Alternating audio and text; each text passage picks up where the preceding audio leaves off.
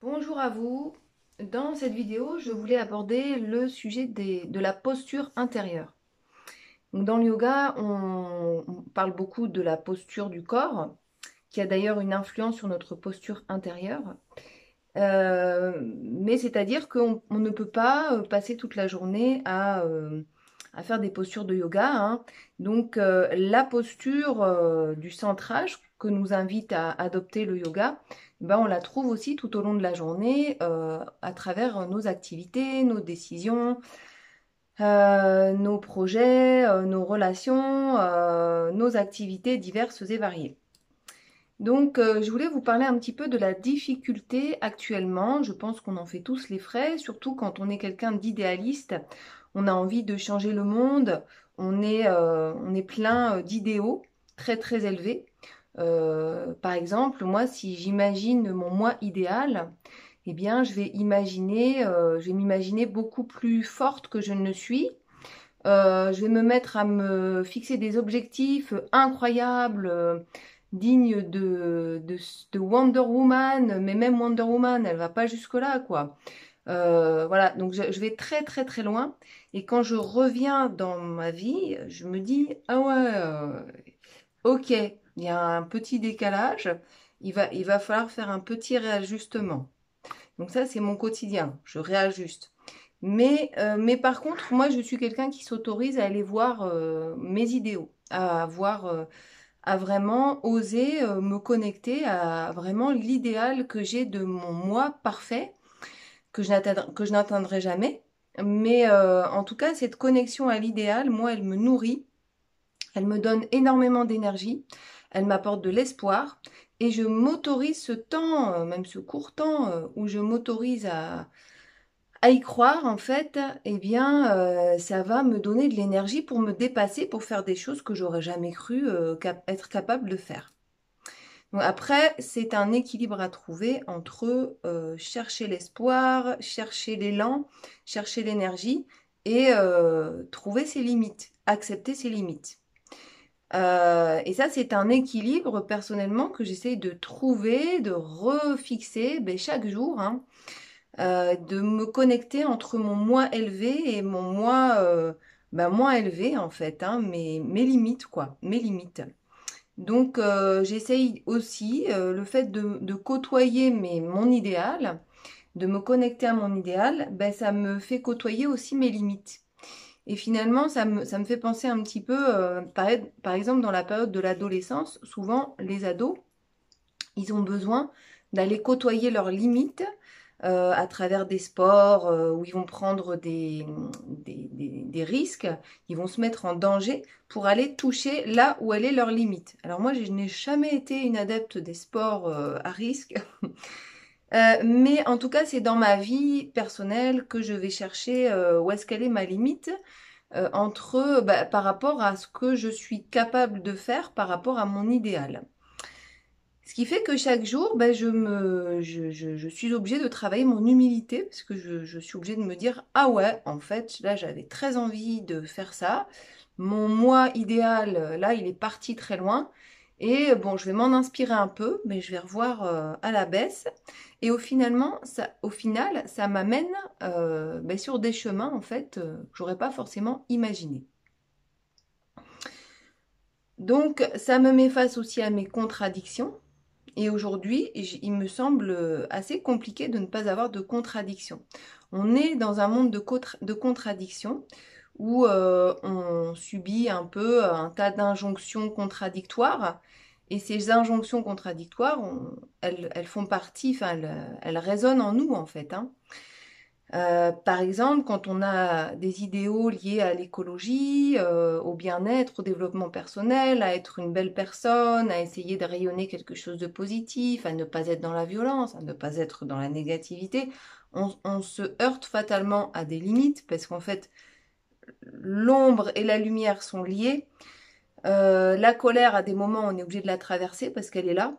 La violence, on a tous un certain degré de violence en nous, hein, qu'on essaye de Enfin voilà, à certains moments, il y a des choses qui vont me mettre en colère, qui vont me rappeler que j'ai des limites, qui vont me rappeler qu'il faut que je marque mon territoire, que je fasse respecter mon espace.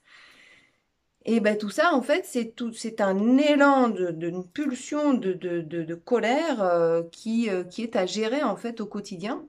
Et ça, je peux pas en faire l'impasse parce que la vie, elle me ramène toujours, ben voilà, à mes limites, à mes possibilités et à mes limites. Et c'est quand je vais toucher mes possibilités, quand je vais toucher mes limites, que je sais où j'en suis aujourd'hui, que je sais ce que j'ai encore à travailler et que je sais aussi là où j'ai avancé, là où je peux être satisfait. Donc voilà, on a tous un petit peu un adolescent en nous qui va être obligé d'aller tester la vie, interroger la vie pour connaître ses limites et ses possibilités. Là où je peux continuer et là où bah là voilà, je me suis heurté à un mur et le panneau stop, je suis face au panneau stop. Donc dans le monde dans lequel on vit, on tâtonne un petit peu parce qu'il y a plein de choses qui sont nouvelles, on n'a plus forcément les mêmes repères, on a été quand même pendant un certain nombre d'années dans un monde qui nous paraissait stable, ici, en Occident. Et puis aujourd'hui, on s'aperçoit que les métiers qu'on pensait être stables ne le sont plus. La vision de la vie qu'on pouvait avoir pendant un certain temps, elle a été chamboulée ces derniers temps.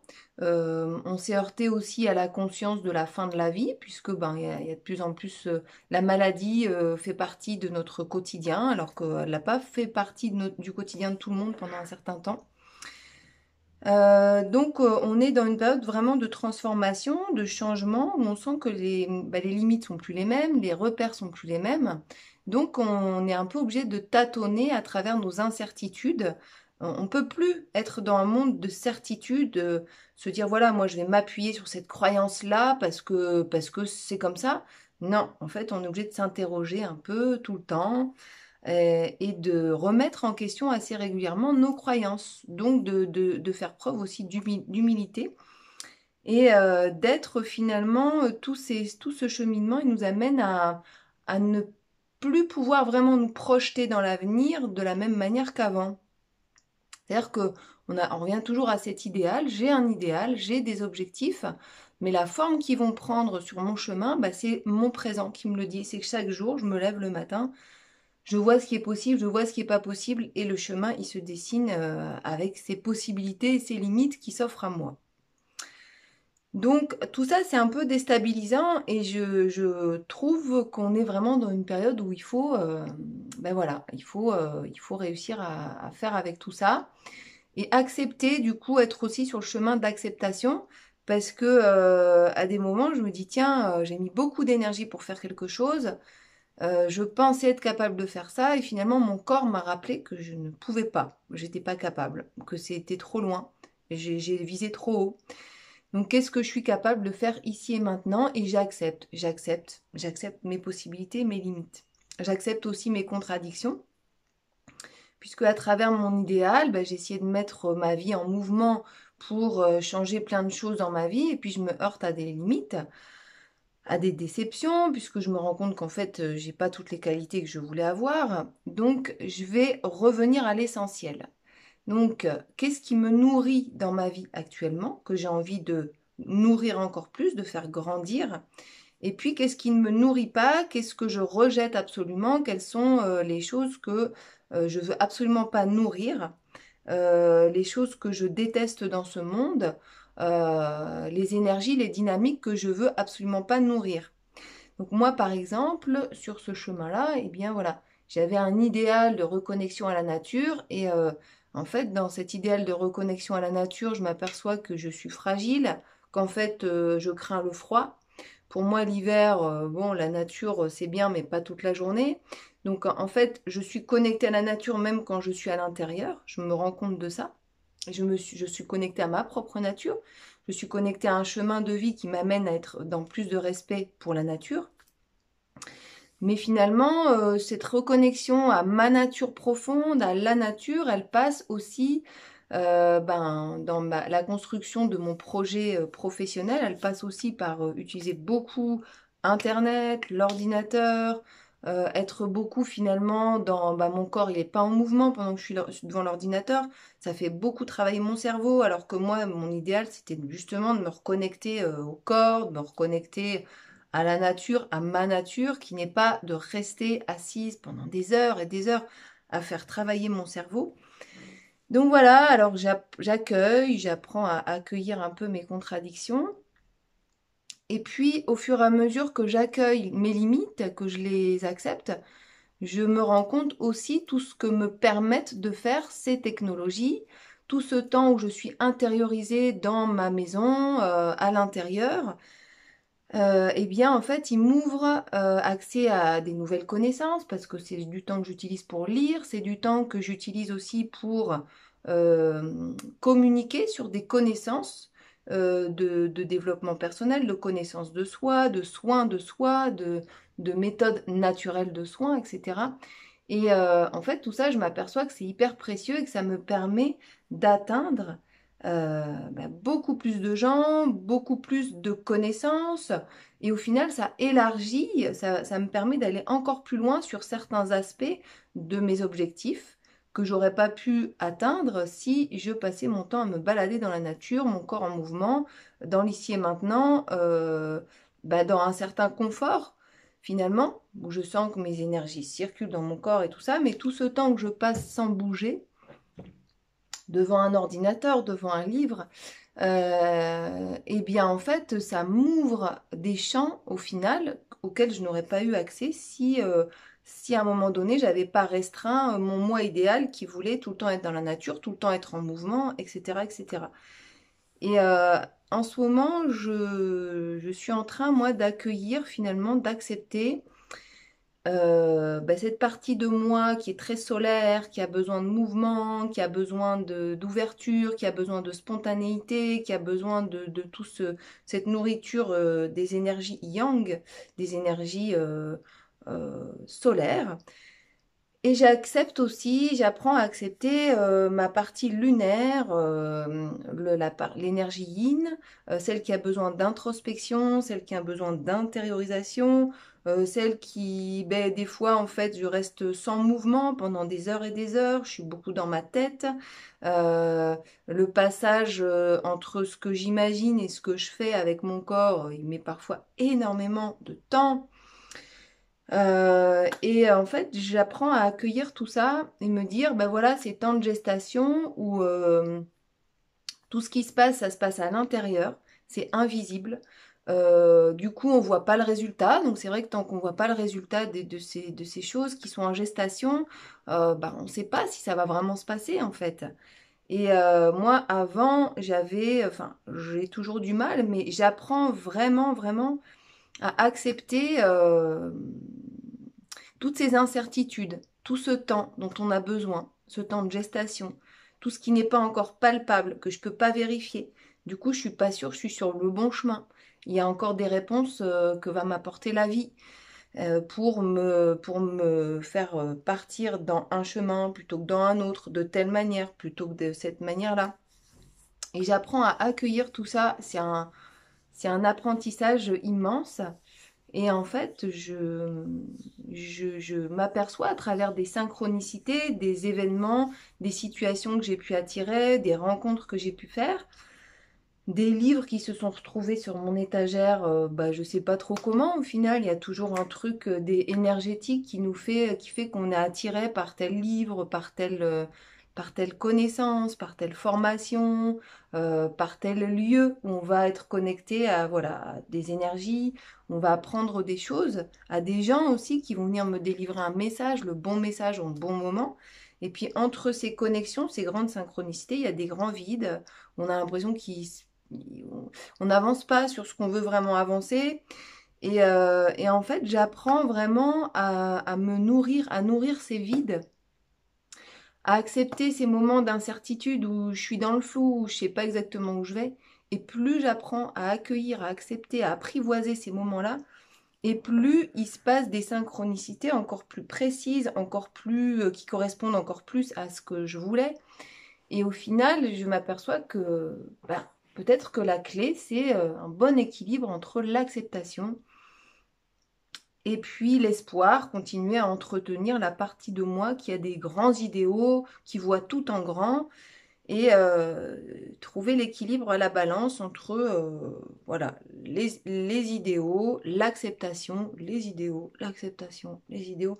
Et au fur et à mesure que j'idéalise, que j'accepte mes limites, mais j'ai l'impression que ils se rejoignent de plus en plus. Comme si, comme dans le yoga, on dit le yoga, ça veut dire unité, et c'est comme si ma dualité, donc toutes les dualités en moi, euh,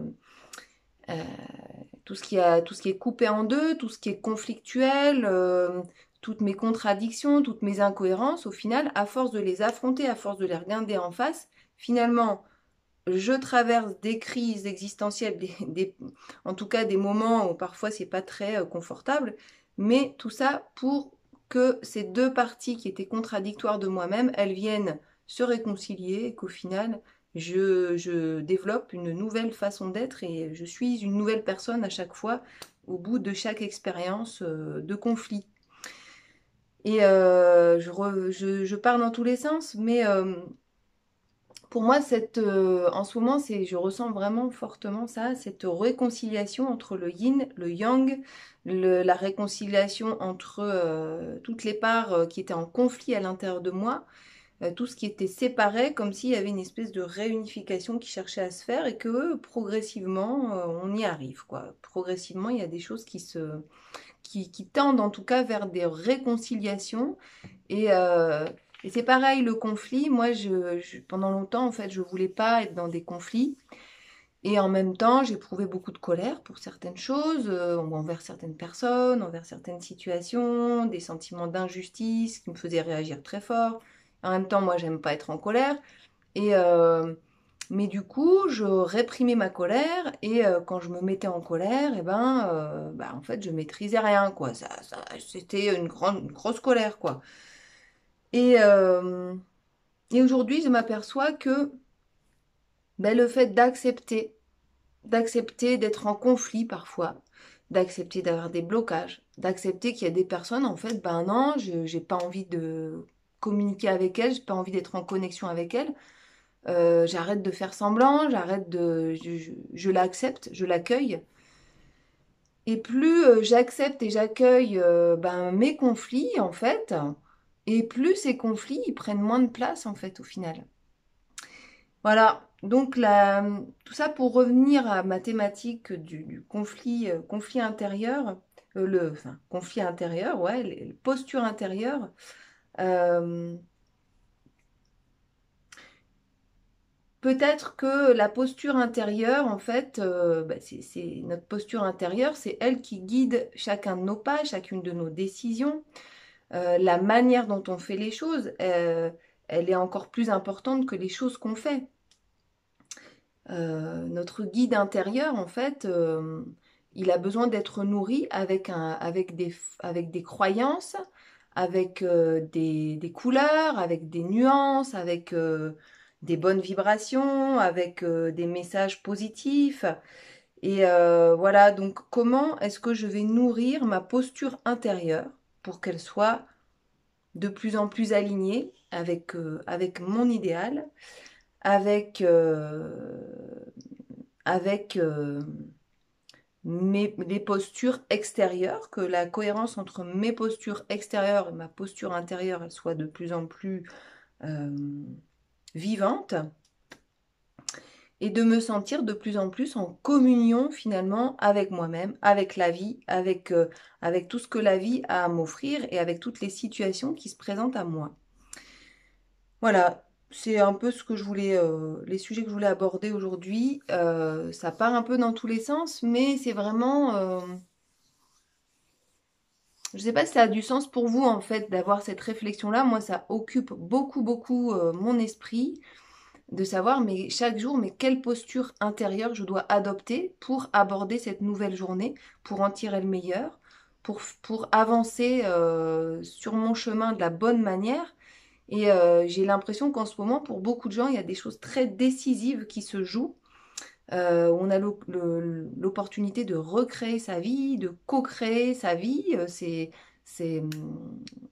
recréer comment dire, une nouvelle manière de vivre sa vie en fait. Et finalement, ce qui va faire que on va être de plus en plus conscient de nos possibilités et de nos limites pour pouvoir être dans une action juste et constructive. À partir du moment où j'ai toujours pas compris mes limites, je peux pas percevoir mes possibilités.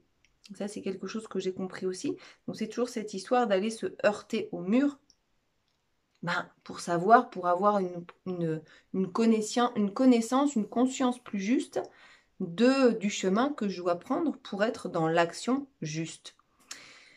Voilà, voilà. Donc, je vous invite à avoir une petite réflexion aujourd'hui sur qu'est-ce qui peut nourrir notre posture intérieure chaque jour. Peut-être des phrases qu'on va se répéter, peut-être une manière différente de regarder les choses, peut-être une manière plus positive aussi d'aborder les obstacles. Si je considère que chaque petit obstacle ou chaque tâche qui m'embête, qui m'ennuie chaque jour que je dois faire, ben, est-ce que je peux pas la regarder autrement? Me dire, tiens, plutôt que de me dire, comme j'ai ce réflexe personnellement de le faire, de me dire, ah, il va encore falloir que je range ma maison. Ça, c'est vraiment quelque chose qui me... Personnellement, il y a une charge dans cette, le fait d'aborder le rangement, par exemple.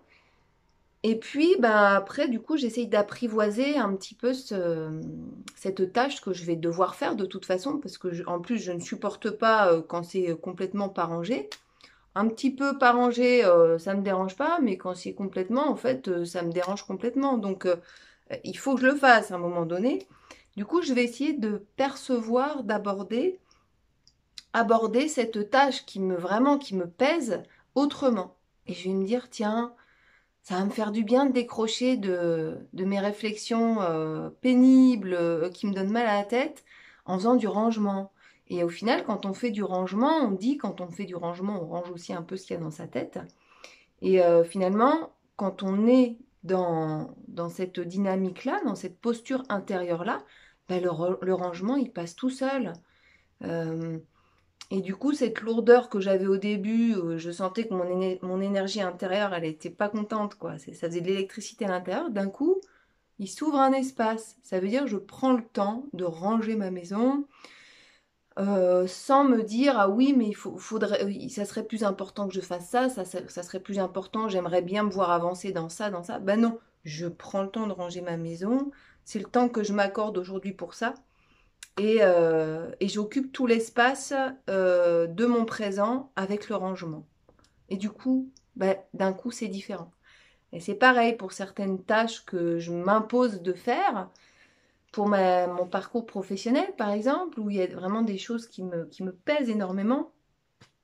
Et du coup, ben, j'arrive pas à avancer sur quelque chose, je trouve pas les solutions.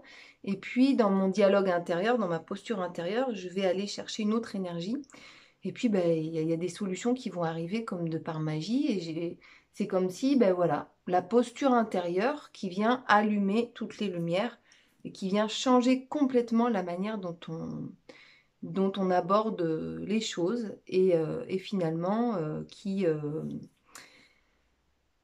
change jour après jour un petit peu notre vie quand on a compris le pouvoir qu'on avait sur chacune de nos croyances, sur chacune de sur chacun de nos jugements intérieurs, sur bien, pas bien, agréable, pas agréable, certain, incertain, danger, pas danger, sécurité, insécurité. Au final, quand on travaille sur nos croyances, et qu'on regarde les choses autrement, ben en fait la vie devient magie à chaque instant et on se rend compte qu'on est un magicien. Et juste à travers notre regard, notre posture intérieure, on arrive à transformer la manière dont on vit chaque chose. Alors je ne dis pas, je suis pas en train de, j'ai ce côté un peu illuminé, hein, mais je dis pas que ça vaut pour tout. Et je ne suis pas en train de dire que la vie, c'est que des choses agréables, bien au contraire, et que les choses pas sympas, c'est pas uniquement non plus que le ménage, c'est pas non plus uniquement que un blocage dans mes projets. Des fois, c'est des choses plus graves. Et ça fait partie de la vie aussi. Et c'est vrai qu'on a toujours le choix à un moment donné, donc il faut accueillir aussi nos émotions, nos postures négatives, parce que ça fait partie du chemin, c'est l'ombre aussi qui est là, qui est aussi à accueillir. Mais c'est pareil, mon ombre, en fait, à partir du moment où je la regarde en face, où je dis, allez, on va boire un verre ensemble, on va se réconcilier, bah, elle est toujours là, mon ombre. Elle va jamais me quitter, parce qu'on a tous une part d'ombre et de lumière, mais en fait, elle prend plus toute la place. Donc, et ça, c'est encore une fois, c'est ma posture intérieure. C'est tant que je suis en train de vouloir cacher mon ombre, elle va me poursuivre, elle va être là tout le temps, elle va être présente à tout moment, elle va se manifester par toutes les manières. Et puis quand je me réconcilie, que j'accepte, je me dis, ok, ça c'est mon boulet, quoi. Bah en fait, le boulet, il va être vachement plus léger. Voilà, petite réflexion sur la posture intérieure, parce que le yoga, c'est des postures extérieures qui sont très importantes, d'autant plus qu'elles vont nourrir aussi notre posture intérieure. Mais en fait, le yoga, c'est pas que ça. Et moi, je vis pas le yoga uniquement à travers des livres, même si c'est très important pour moi. Mais je cherche vraiment à réconcilier l'idéal du livre et des textes avec mon présent, ma spontanéité, ce que je suis amenée à vivre dans l'ici et maintenant. Donc, comment je fais pour que ces deux choses-là se rencontrent? Euh, ben, en fait, c'est un travail quotidien. C'est des questions quotidiennes. Et je vous souhaite de bien vivre votre chemin entre votre moi idéal et votre moi dans l'ici et maintenant. Parce que c'est en fait c'est l'histoire de nos vies, quoi, hein, et nos conflits intérieurs, nos inconforts émotionnels, euh, mais ils naissent aussi beaucoup de ça, hein. On dit toujours, voilà, il n'y a pas d'événement agréable ou désagréable, c'est notre posture intérieure qui va définir si c'est agréable ou pas. Alors moi, je suis un peu plus nuancée, hein. Objectivement, il y a quand même des choses qui sont désagréables, hein, mais ça ne veut pas dire que ma posture intérieure, je peux la travailler. Ça ne veut pas dire non, je suis de marbre, je ne réagis pas. Pour moi, tout est bon. Allez, envoyez-moi toutes les épreuves possibles et imaginables. J'ai même pas mal. Ben non. Enfin, il y a des moments, on est dans notre ombre, on est plongé dans notre ombre, on accueille la douleur de la vie parce qu'on a chacun notre lot. Mais du coup, une fois que j'ai accueilli la douleur que la vie m'apporte là, ici et maintenant, qu'est-ce que j'en fais de cette énergie de douleur, de souffrance? Est-ce que je choisis de cultiver de l'aigreur, un sentiment d'injustice qui est légitime à un moment donné, mais est-ce que ça, je l'entretiens? Est-ce que je le nourris? Ou est-ce que je décide de le transformer, d'utiliser ma magie intérieure et d'en faire quelque chose, une énergie positive? Donc voilà, cette vidéo est un appel à l'alchimiste que vous êtes, à votre pouvoir de magicien que vous avez à transformer tout ce qui vous arrive dans votre vie, même si des fois ça prend du temps, même si ça demande d'accueillir, d'accepter, de revoir à la baisse des fois des choses, d'être déçu parfois. Eh bien, en fait, on est toujours au fond un alchimiste, un magicien qui accueille la vie dans toutes ses manifestations, parce que ben, on peut faire que ça dans notre quotidien, accueillir ce qui nous est donné. Et qu'est-ce que moi j'en fais? Comment je l'accueille dans mon énergie, dans mon monde? Et qu'est-ce que j'en fais de cette énergie? Bien, pas bien, agréable, pas agréable? Qu'est-ce que j'en fais? Eh ben, je vous souhaite de faire des super tours de magie aujourd'hui, demain, chaque jour de votre vie. Conscientisez les choses, transformez-les. Vous êtes un magicien. Vous êtes le magicien de votre vie. Au revoir.